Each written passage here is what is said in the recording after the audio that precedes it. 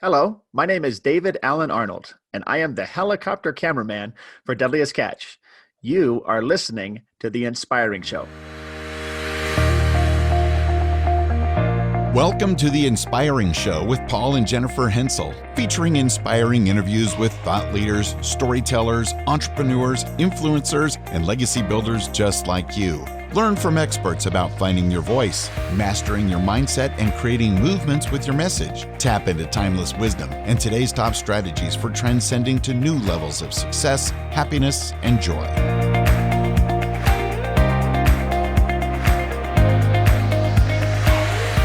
Hi everyone, I'm Paul Hensel from The Inspiring Show. Boy, do we have a treat for you today.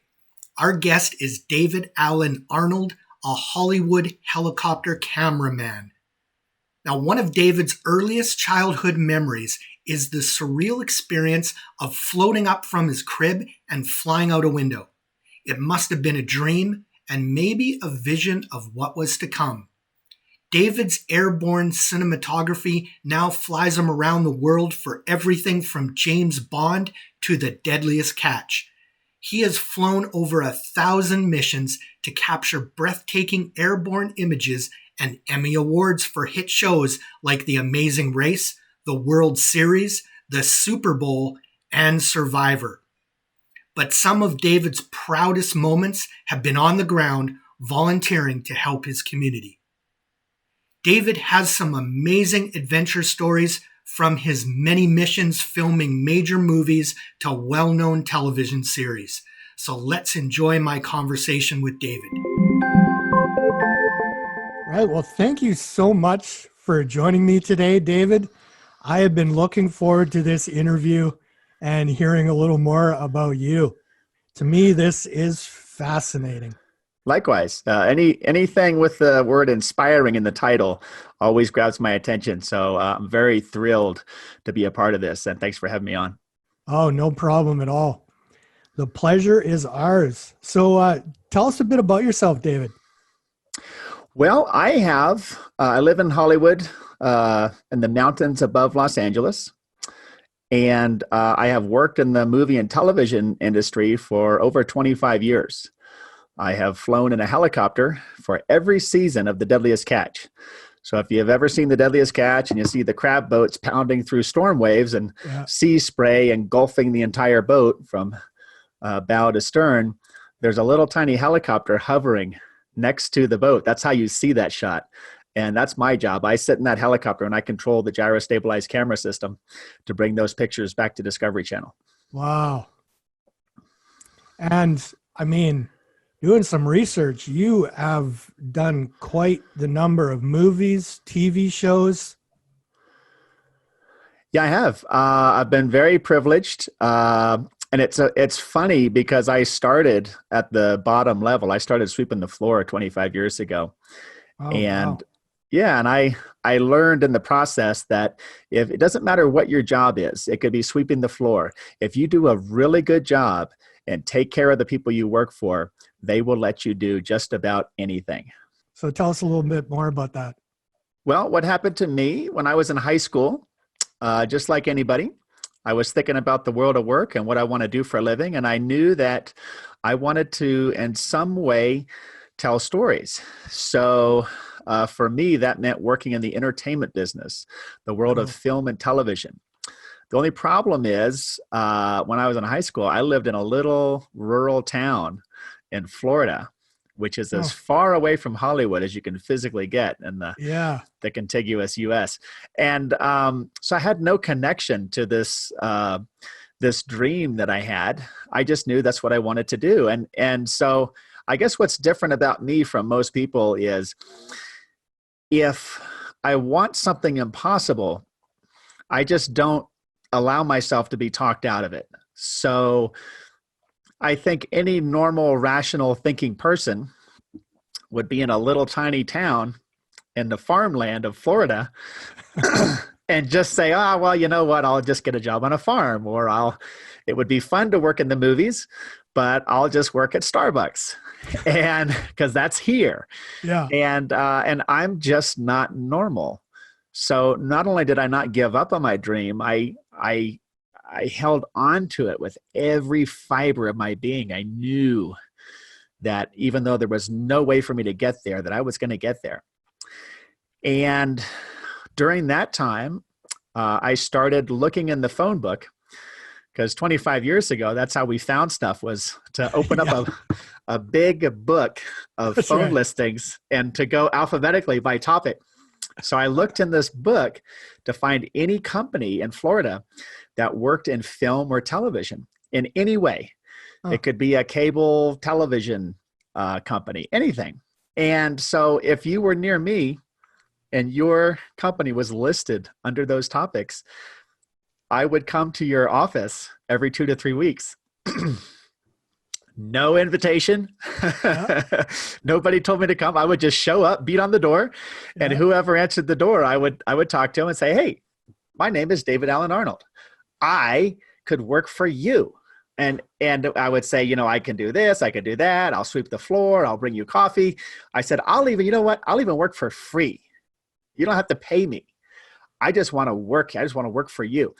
And so, of course, I got mixed reactions everywhere I went, because none of these places were hiring. So I wasn't responding to a help wanted ad. I just kept showing up. And finally, one of the companies I used to visit, the guy at the front desk, had enough. He said, "Look, quit coming around here. We have no use for you." And then he adds, he goes, "All we do are helicopter cameras. We don't need you. Stop coming here." And so I said, "Oh, okay, thank you." I scratched their name off my list. And so I wasn't going to bother them again. And strangest thing happened. 3 weeks later, they called me. And it was the vice president of the company, not the guy at the front door, the big boss, all the way down the hallway at the end of the building that I could never get to. He called me and he said he wanted me to come in and interview for a job. So I come in, met with the vice president, and he just stared at me like this oddball puzzle. Like he just could not figure out, who is this crazy kid that he had been hearing about, who kept coming to the front door and offering to work for free. And so he was half shocked and half just amused, like, who in the heck is sitting in front of my desk? He just couldn't figure me out. And he said, "Okay, here's the deal." He goes, "One of my guys is quitting." And he said, "I could hire a big shot cameraman from Hollywood or New York with a big, long resume." And he said, "That's what I would normally do." And he said, "I would never hire you. You have no technical skills." He said, "Nobody in this building would hire you. You don't know anything. You have no resume. You have no technical skills whatsoever. And we do very technical work with gyro-stabilized helicopter cameras." Yeah. And he just kind of stared at me, and he just seemed oddly amused. And he said, "The only thing that you have going for you is you seem hungry. Are you hungry?" He looks at me and I said, "Oh yeah, I'm hungry." And he said, "I'm going to decide over the next 3 days who I want to hire, and I'll let you know." So I went home that night and I thought, my goodness, this company, flies helicopters with cameras on them for all of the biggest TV shows and movies. And I didn't even know they were here. I didn't know when I knocked on their door, I didn't know what they did, but I thought, man, I would love to do that job. That would be awesome. And I was just thinking, how can I possibly show this vice president that I'm hungry and that I really want this job?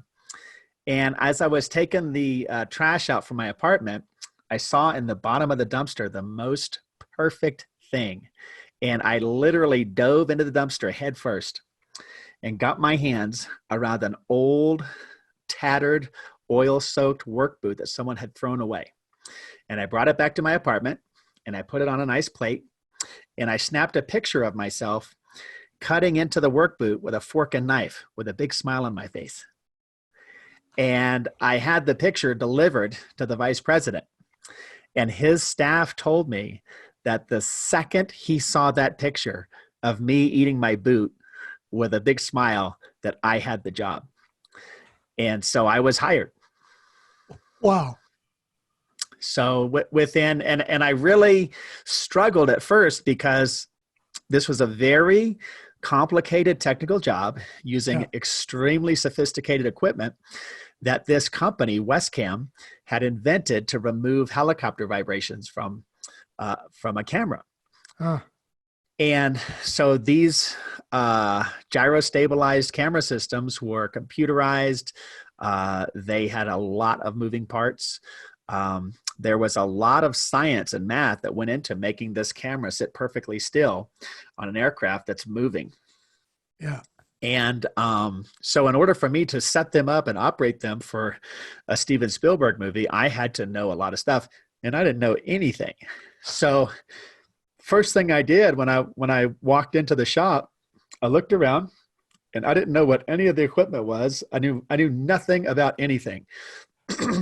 But what I saw was there was a broom in the corner of the room, and the shop was a mess because this company was so busy sending their guys from one TV show or movie to the next.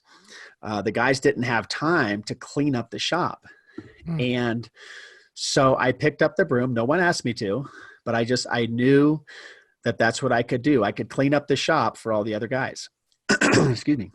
So I picked up the broom and I started sweeping, and I swept and swept and swept. 6 o'clock rolled around. Everybody went home. I stayed. I kept sweeping and moving stuff around and straightening up. And when I got to a workbench that was covered in junk and all kinds of aerospace parts, I didn't know what any of the parts were. So I would just pick stuff up and organize it, make it neat, clean off the workbench, just make it so that someone could walk in with a big Westcam system, set it up on that workbench and work on it and test it instead of a big pile of junk, which is how I found it. And so I went all the way around the shop. I did every workbench. And this shop had, in the history of the company, had never been cleaned like that. Huh. So the next morning, when all the staff came in, I was still there wearing the same clothes I had on yesterday, and they couldn't recognize the place. The look on people's faces when they walked in the shop was astounding. And the big boss came in, my supervisor, and he was flabbergasted. He couldn't recognize the place, and he couldn't believe that I had stayed up all night and cleaned until that was done. And he looked at me and he pointed at me and he said, "That's it. You're going with me on my next movie shoot." And so I did. And so that's the first time I flew in a helicopter. I went with the boss and was sitting in the back seat of the helicopter. He's sitting in the front with the gyro stabilized camera controls for the movie. And the pilot pulls on the collective lever, and we float gracefully off the ground. I thought a helicopter would be violent and shaky and crazy, but it wasn't. It was very smooth. So we smoothly floated off the ground and we rose 1,000 feet above the city with our movie camera. And we started doing shots for a big Hollywood movie. And so that's how I began my career. Literally at the bottom, literally with a broom in my hand, sweeping the floor. Wow. Well, you said you weren't normal, David, and that isn't, but I would say normal is boring. Thank you. Yeah, I have over the course of my life, many times I have come to a decision point where the normal people, like all the thinking people who I know, would go to the right, and I not only go to the left, I go to the left 100%. And there's a lot of stories in my book of me doing crazy stuff that makes no sense to anyone else. One day I'm driving through the mean streets of Los Angeles, and I see a little stray dog running in between the cars. So I always stop if I see a dog, and this dog had a collar with a tag on it. So I thought, oh, that's someone's dog. They're going to want their dog back. This is like a member of their family that's running in between these cars, and I don't want their family member to be run over and killed by a car. So I get out of my car. I walk straight into traffic. It was a busy 6-lane road. Uh, Cars are going really fast. The dog takes one look at me and bolts, runs across the street into a gas station parking lot. And now here I am like an idiot standing in the middle of rush hour traffic. And I scramble back off the road and get out of the way of the cars. And I find this dog is hidden underneath a car in the gas station parking lot. And before I can say anything, somebody walks out of the gas station and the dog comes out from under the car and charges them like a heat-seeking missile, barking and snarling and growling and showing its teeth. And the people freaked out and they just didn't know what to do. And they ran and got in their cars and drove away. And now here I am in this parking lot with this crazy dog that doesn't want to be rescued. I already tried that. And wants to kill anyone that comes even within 50 feet. And so here I am. I have no idea what to do. Any thinking person would get right back in their car and drive the heck out of there and leave that dog to its fate. And, but I did not. I stayed and I called a friend of mine to come out and help me. I said, hey, come help me get this dog. So my friend comes out and looks at the dog and goes, are you kidding me? This dog is nuts.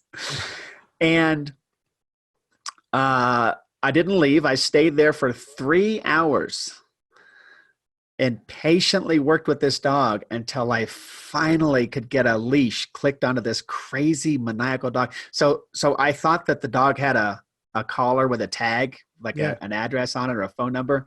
It wasn't. What it was, the dog had a choker chain that it had outgrown. And the choker chain was now tight around the dog's neck, like you couldn't remove it from her head. And what I thought was a license or a tag was the ring, the metal ring at the end of the choker chain. And so after 3 hours, I finally clicked a leash onto that ring. And the craziest thing happened. It was just unbelievable.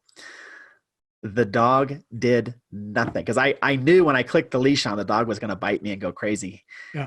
And I clicked the leash on after 3 hours of patient work, and the dog did absolutely nothing, just like as if nothing was wrong.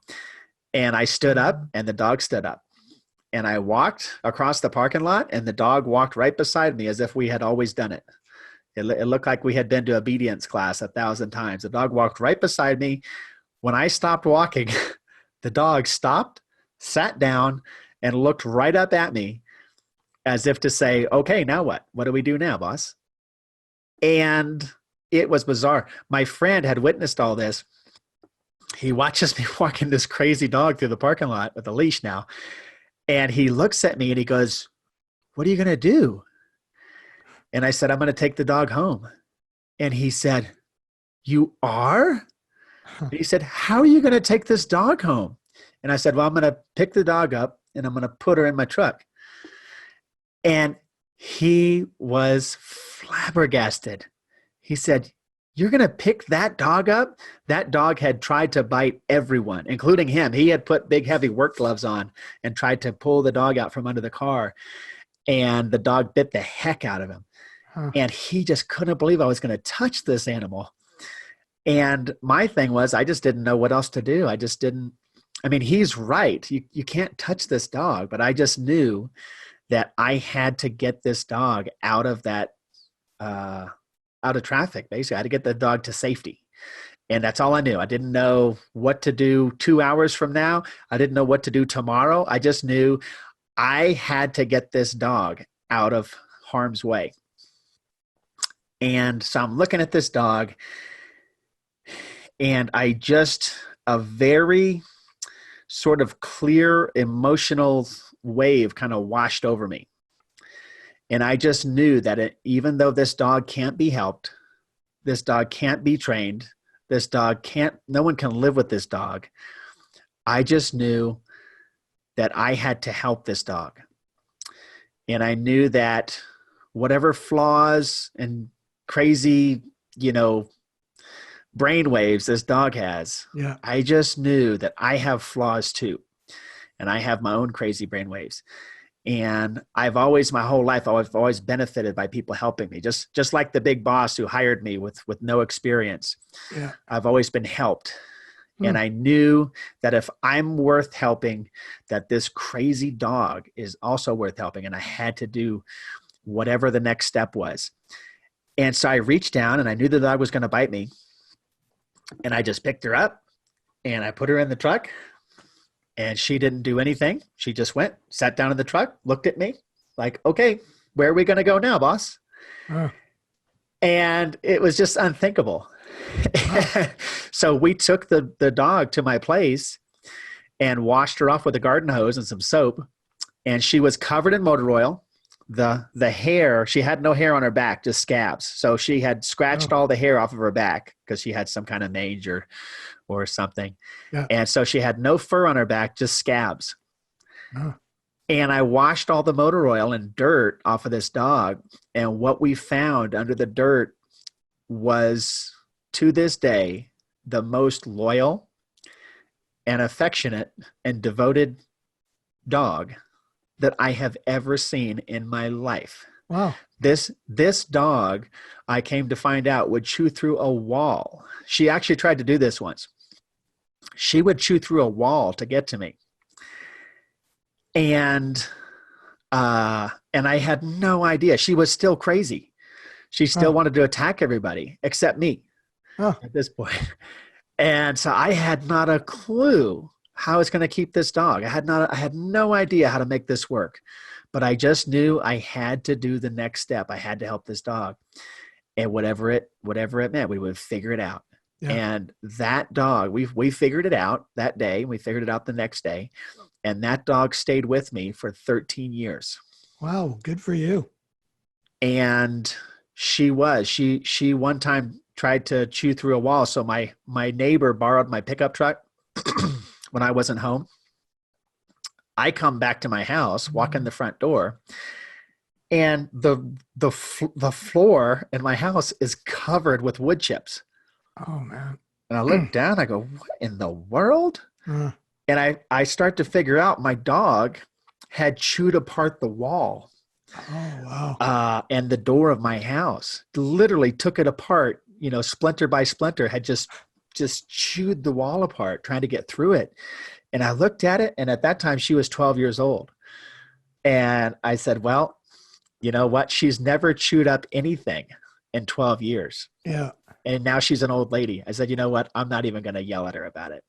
It just laughed. My neighbor came over an hour later and he said, Dave, I'm so sorry. I didn't realize what I was doing. And because he had seen what she did.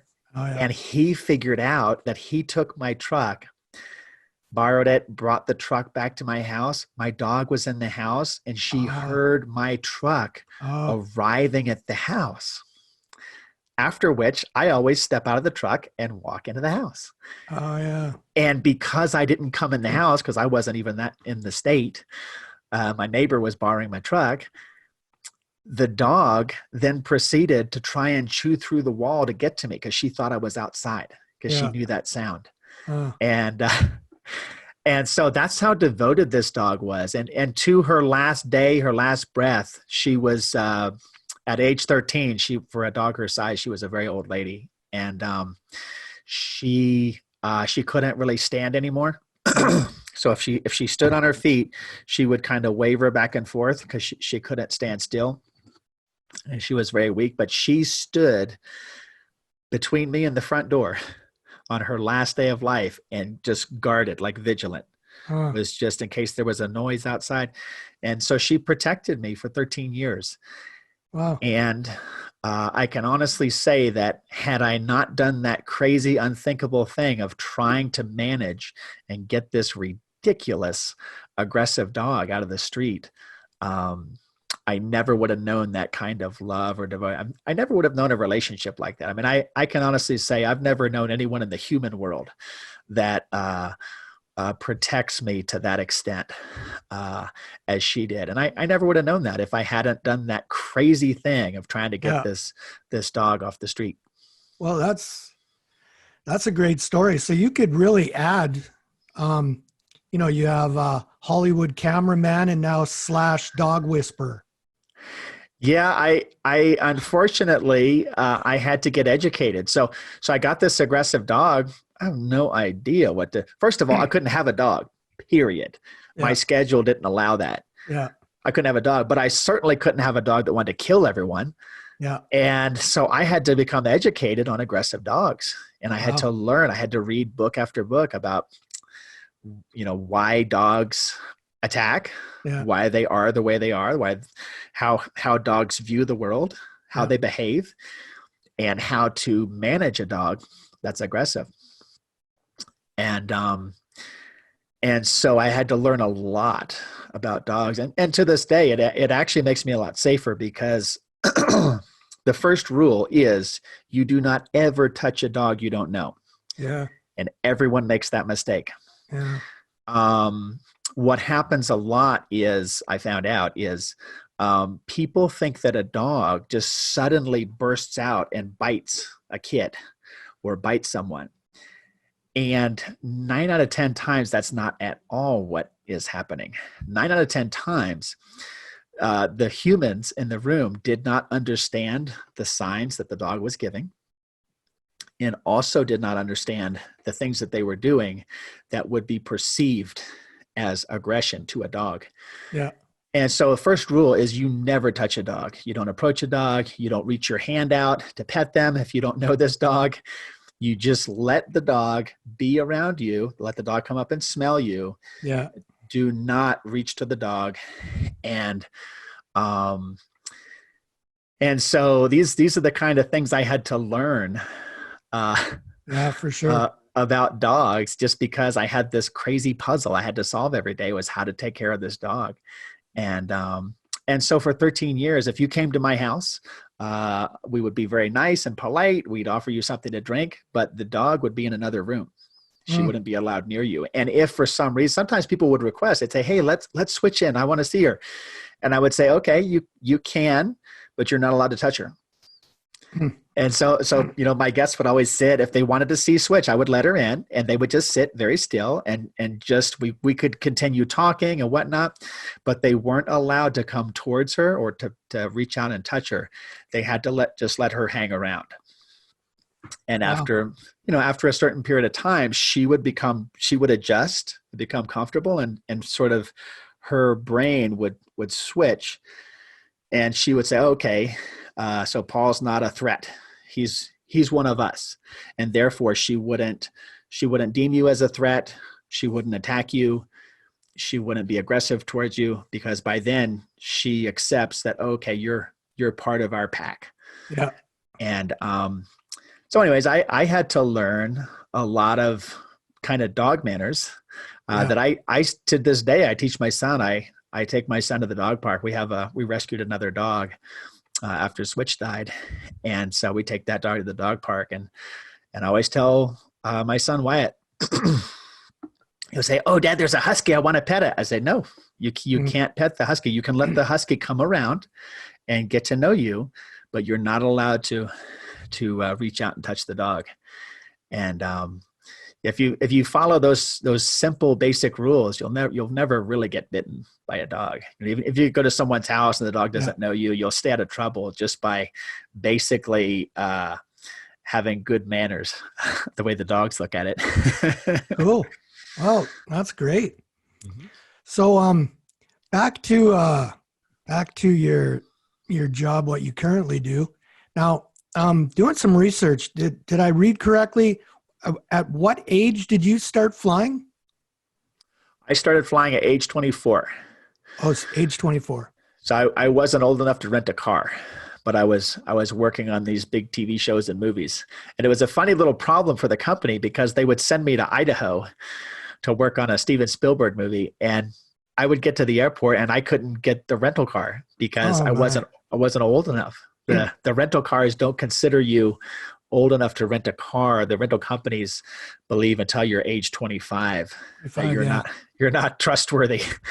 So I every time they sent me somewhere, we had to figure out how to get me a rental car. We didn't have Uber in those days. Yeah. And so it was this funny little puzzle we always had to solve when we were planning the trip. Huh. Wow.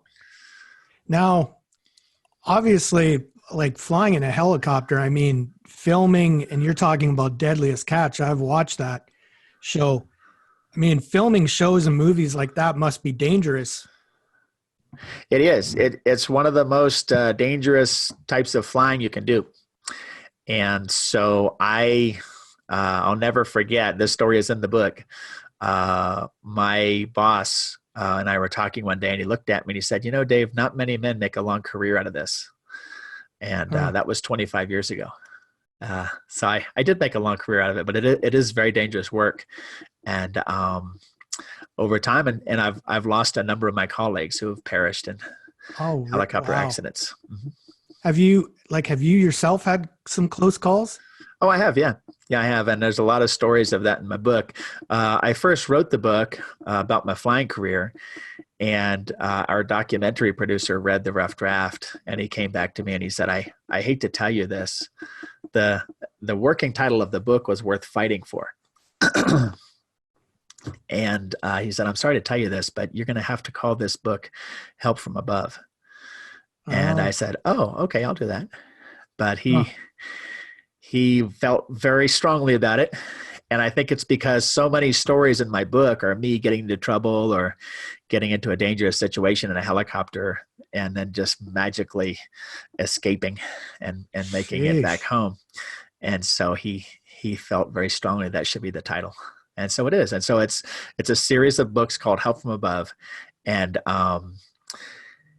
and I can't say he's wrong. It's just I'm very honest about my mistakes, which are many. You Yeah. know, picking up a aggressive stray dog is not unusual for me. I have very much blundered through life doing things that everyone knows better than to do, and and each and every time I'm always helped and protected in a in an amazing way. And Huh. so, if you escape death enough times, you'll probably become a very humble person. No, well, yes, very true. But then, someone might ask, why do you continue to put yourself through that? Why do you do what you do? Because I believe that human beings are made for adventure. Hmm. We're not made to play it safe. We're not built for cubicles. And it's a common natural instinct to want to be safe and Yeah. protected and not have any harm come your way. But I really believe that it's a very important part of the human spirit is to go on meaningful adventures. And I think Nice. that if you don't do that, if you never take the risks, uh, that it's very easy to get into kind of an unhealthy space. If Yeah. you've ever wondered why people argue and fight so bitterly on social media about politics, I firmly believe it's because there is a very important part of their spirit that never gets to come out and play. Oh, And so for them, they're kind of spring loaded. And because they never get to feed that part of their spirit, they're just hungry for a fight. And so running into someone who voted for someone else on Facebook is as good a reason as any. And I believe that's why people fight so much, is because, whatever job they do, whatever choice they made in their life, they have played it safe, and which is good. They probably make good money, yeah. and they have no risk of starving or being hurt. But on the other side of the coin, there's that part of the human spirit that always yearns for adventure and for taking a meaningful risk. And I guess so. I mean, obviously, a lot of benefits that you've had in your life wouldn't have come if you didn't take that step beyond fear then. It's true. A lot of doors have only opened for me because I was willing to take a risk. And we mentioned Deadliest Catch. I believe that's why Deadliest Catch is so popular after 16 years.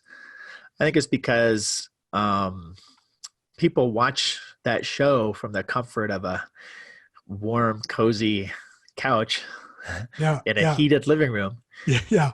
and they get to witness these mostly blue collar kids who are taking a tremendous risk, but also potentially making a lot of money. And Yeah. so I think that's the kind of adventure that people really crave. And so to be able to sit safely and watch these kids do it is just a wonderful thing to connect with. And the entire time, those fishermen are on those boats. They could be killed at any second.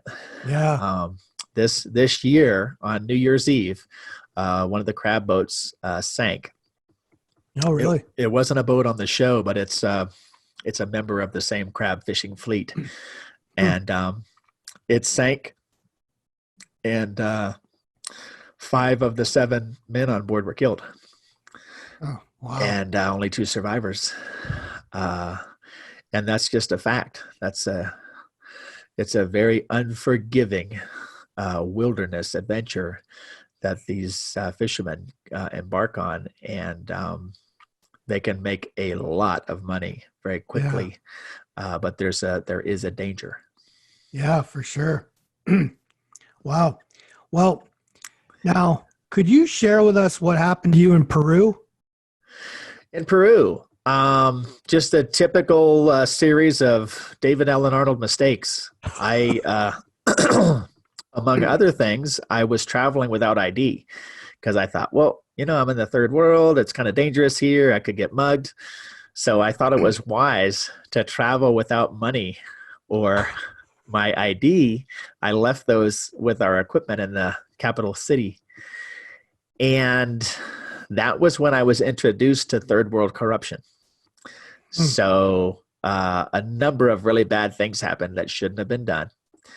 And one of them was the local officials declared that basically I and my helicopter had destroyed the national heritage of Peru. And this would be, I don't know, what's a very revered monument. Where are you?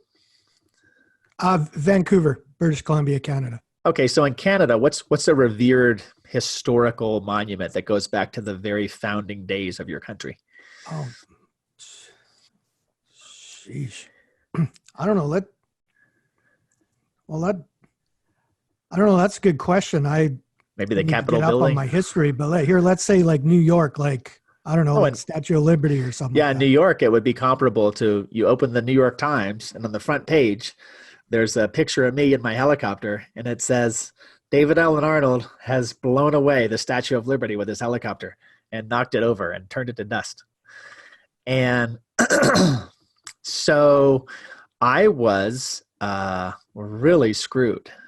And I called the U.S. Embassy. At least I knew enough to do that. Called the U.S. Embassy, and they just about fell out of their chairs. And they said, do you have any idea how much trouble you're in? And I said, well, yeah, I'm in trouble. And so I thought, this is great. We all agree I'm in trouble. Now the United States government can come and rescue me. And I'll never forget the lady at the embassy. She said, we can't do anything for you. She said, all we can do is document whatever they do to you. And my heart sank because I knew I was going to end up either dead or in jail, or both, dead in jail. And so I was really disappointed and scared at that point. Yeah, for sure. And it just became abundantly clear that there was no way out of my predicament I had gotten into. And at the last moment, as they were literally surrounding me, someone came to my rescue.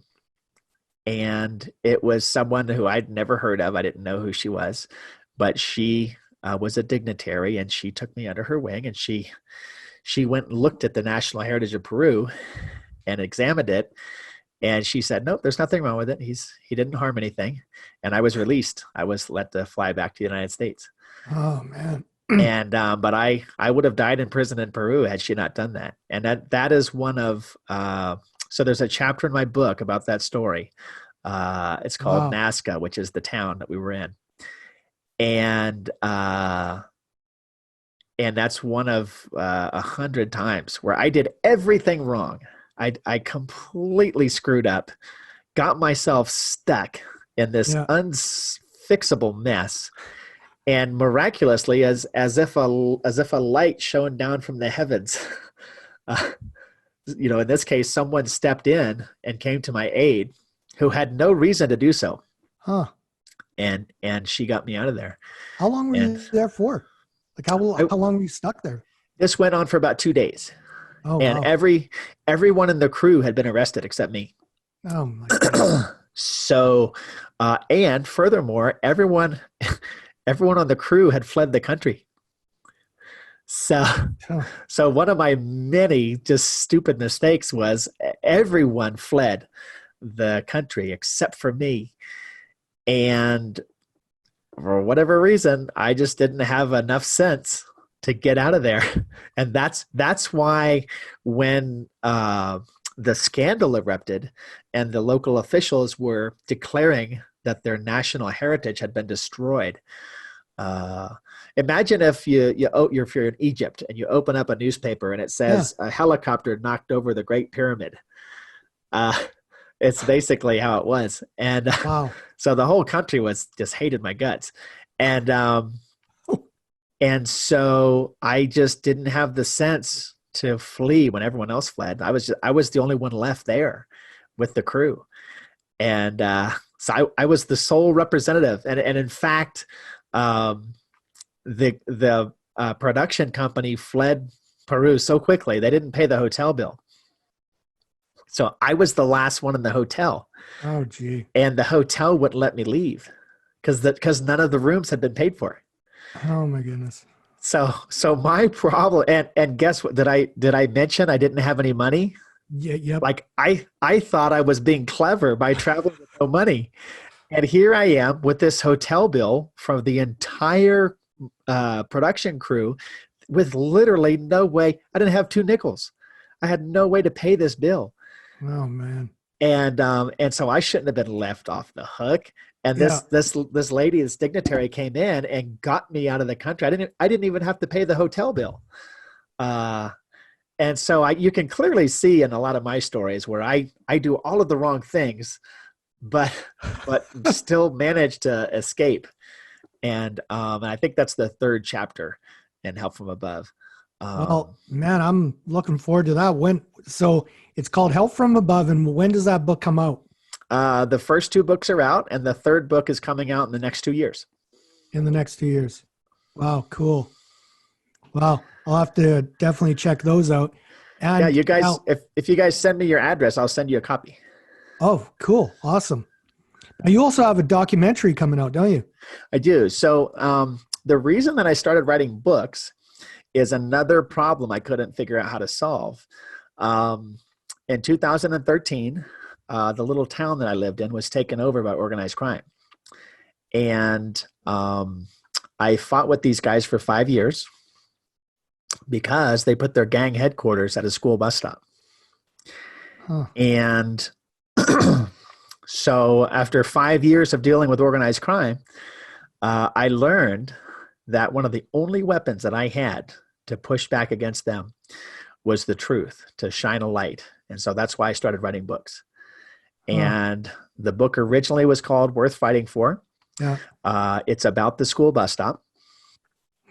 Someone from the book business looked at it and said, well, this is an interesting story, Dave, but you can't write a book about a school bus stop and a criminal gang. You have to first write another book about who you are and what you do, so that when people read the school bus stop story, they'll have a frame of reference. They'll understand who you are and that this is a real story. And so I said, okay, I'll do that. So I went back and I wrote the other book, which became known as Help from Above. And then it turned into a series of books. And the second book in the Help from Above series is about the school bus stop. Wow. Well, I can only imagine the number of stories you have. It's interesting. And I was starting to write the book about the school bus stop and our documentary producer. So everything I just told you about the organized crime ring, the school bus stop, everything has been filmed and photographed and documented. And we have a documentary producer. And he looked at the book when I started to write it about the school bus stop. And he said, well, this is okay, Dave, but you really should start the book with one of your stories. Yeah. And I thought, well, I've never written any of my stories. My own family doesn't know what I do at work. And so I said, oh, okay, well, I'll start writing a story. So I sat down and I wrote the story of Nazca, Peru, the one we just talked about. Yeah. And as I'm writing the events of this crazy adventure, which should have killed me, I realized, oh man, well, this was my fault. So I wrote that in. That was stupid. And as I was going through the story and the timeline, I go, oh, that's another dumb thing that I did that no one knows about. So it's, man, well, if I'm going to tell the story, I'm going to be honest, I have to tell the truth that I did that wrong. And that's why I was stuck in Peru in the first place. Yeah. So I thought, oh man. So I went and I wrote that. Well, here's how this happened. This is why I'm in Peru, stuck with everyone wanting to kill me. Yeah. I mean, I'm public enemy number one and in a country where I don't even speak the language. Yeah. And, things like my wallet. I had left my wallet, my ID in another city in Peru before I got in trouble. Yeah. I go, oh, I got to throw that in. So then I wrote that in the story. So by the time I got done, most of the story was me doing stupid stuff. And then a little bit of the story was me getting in trouble for it. Yeah. And as I'm writing that, I kind of became aware. I mean, it kind of makes sense. I thought, well, I mean, honestly, this is probably the most important part of these stories is the things that I did wrong. Yeah. Not, me soaring in a helicopter over the Super Bowl or hovering next to one of the boats on the Deadliest Catch as it crashes through a storm wave. The glorious moments really are not the truth. The truth is everything I did wrong, and I still got to fly over the Super Bowl. I still got to fly out of Peru at the end of that chapter, and I still got to fly for 16 years next to the boats on the Deadliest Catch. And so I really, as I told all of those stories, I took time to explain the things that I did wrong, yeah. that no thinking person would do, yeah. And then hopefully the story of me. Having a dog for 13 years that stood by my side through thick and thin, or maybe me surviving my Peru experience has more meaning because now, if kids are thinking of entering the world of work and they're reading my stories of flying over the Super Bowl, they can understand, well, Dave's actually not some genius to get on that job. It's, he's actually an idiot. And he does really dumb stuff sometimes, but he works hard, shows up on time, doesn't complain. And even in the case of this crazy, aggressive dog, just tries to find a way to make things better for that moment. And so hopefully they'll learn some tricks or some habits or, some possibilities that may not make sense the first time you look at a situation. And so for sure. But you know what, David, I respect that. I know, vulnerability is important, but it also makes you more relatable.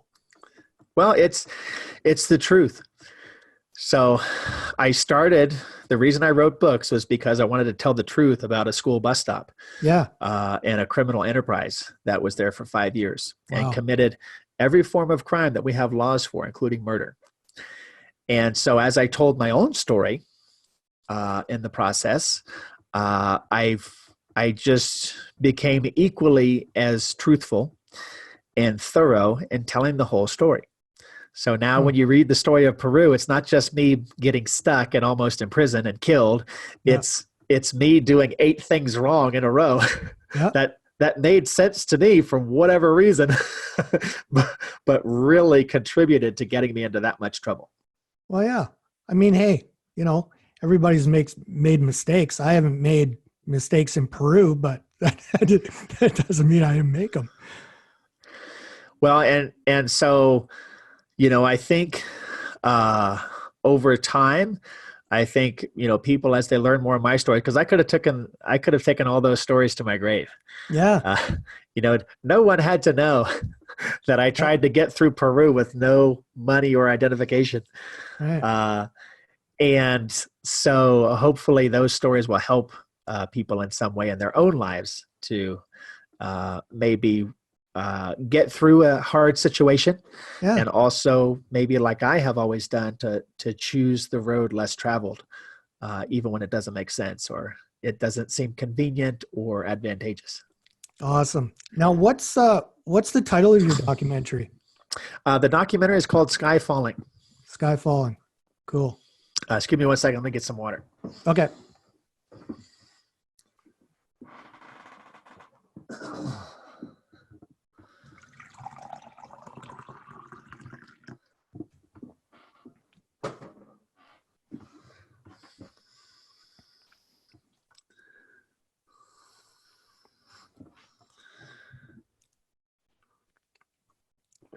So now, before we get into our last speed round part here, I'm a big sports fan, football fan. So what was it like flying over the Super Bowl?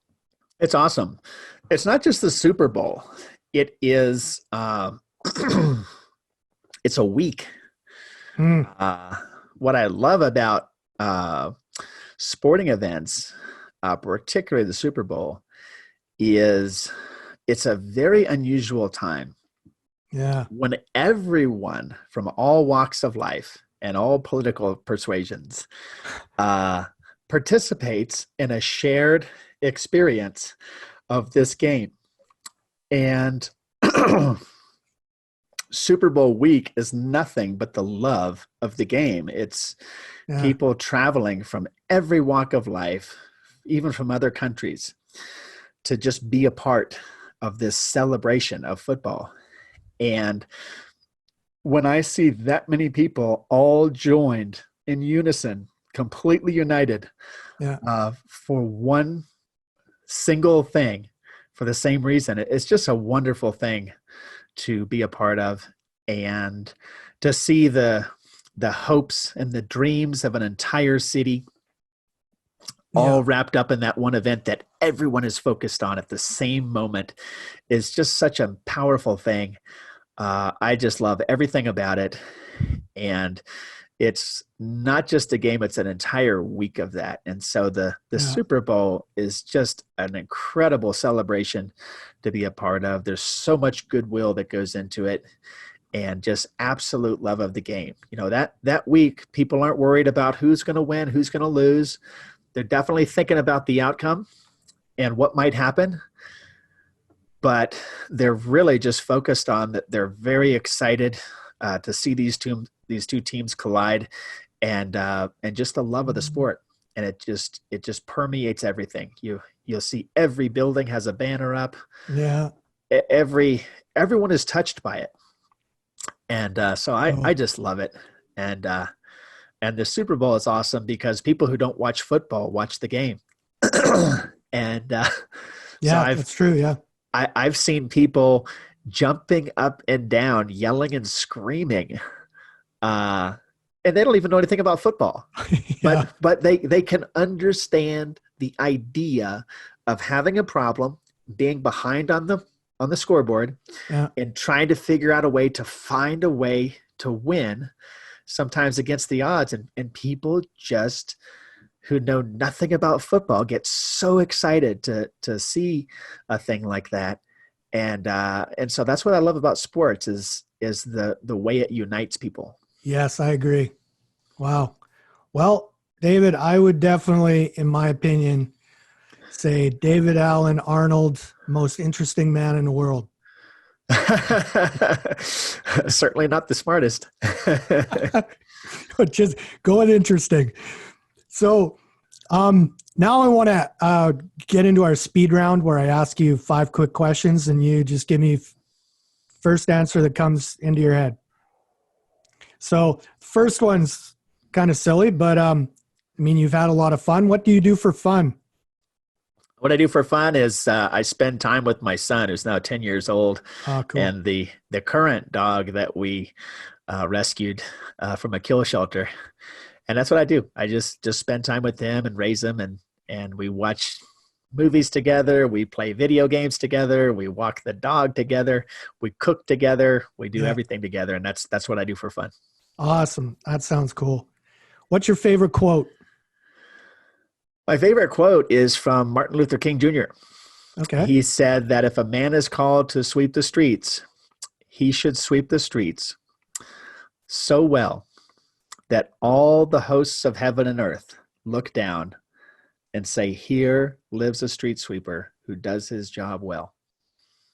Nice. And you did that. You basically cleaned up the whole place there. I did. And when I worked there, I had that quote and a picture of Martin Luther King stuck to the wall. I had it printed out and stuck to the wall because I really believe exactly that. I think that's the Nice. truth. Cool. Who has inspired you the most? Who's inspired me the most? I would say my mom, my mother. Cool. Nice. So she was she came from a very difficult family background. Yeah. And she took such good care of me and my sister in spite of the horrible stuff that she went through with her family. And so for that reason, it was always, I thought that she really, in a lot of ways, she taught me how to live. Wow. Nice. Nice. I like that. What's your favorite book? My favorite book? I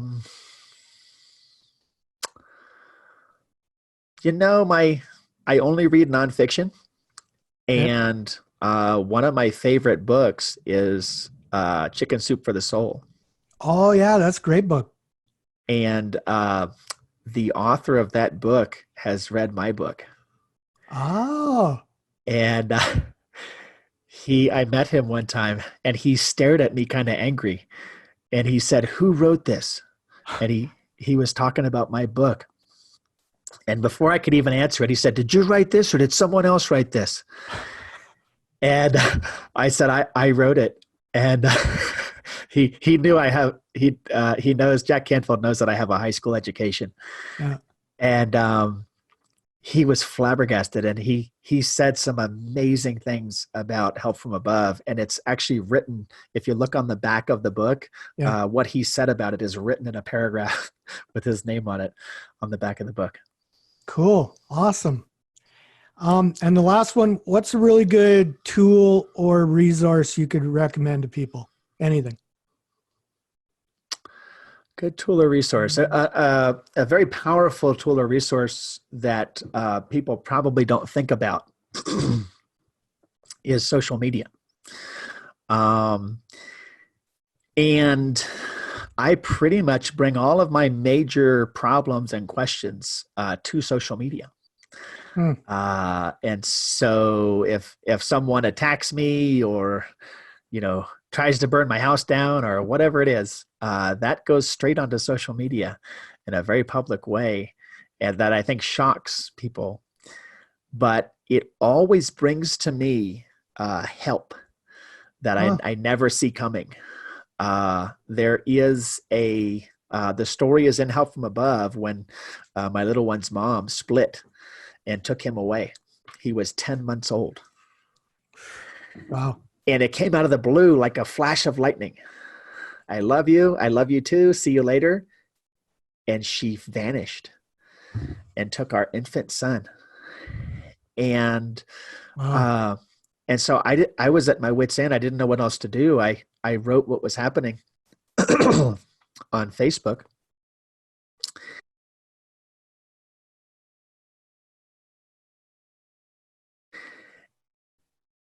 And I called, and he's going on. And I said, well, Mom, and she took him. And I was grief stricken. I was devastated. And he said, hang on a second. He goes, here, write down this number. And the number was for the number one child custody attorney in Los Angeles. Oh, wow. And I didn't even know I needed a child custody attorney. Yeah. And, but that amazing, powerful help came to me just because I said on social media that I was having a problem. And people who I didn't even think about checked in. And a lot of them would say that. They would call and they would say, hey, Dave, it's me, Bob. And I would say, okay, hello, Bob. And he would say, I saw that you're having a problem. I'm checking in. And some of them helped me in magical ways that I did not see coming, but it was only because I put that request out, or kind of an SOS signal onto social media in a way that hundreds of people were able to respond to. And you just never know who your friends know. It's a funny little quirk. And so social media is a really powerful thing. And if I'm successful in getting this organized crime ring brought to justice that operated with impunity at a school bus stop for 5 years, none of the crimes in my books have been prosecuted or even investigated by police. And if I'm successful in getting them brought to justice, it will be primarily because of social media. Wow. It's how I got on your show, right?